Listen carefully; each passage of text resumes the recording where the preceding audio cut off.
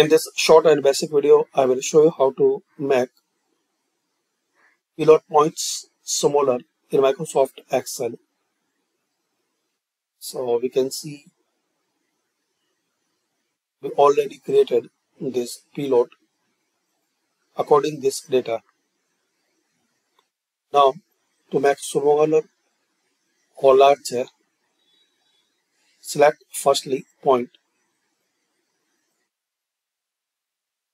So select points, all points are be selected.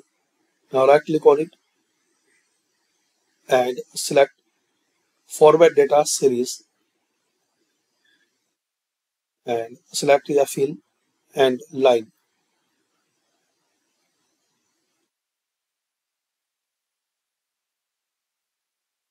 Now select marker, then expand marker options. Here you can decrease the size.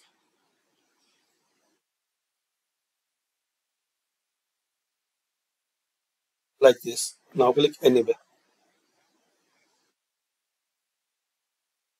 So thanks for watching. Share, like and subscribe this channel.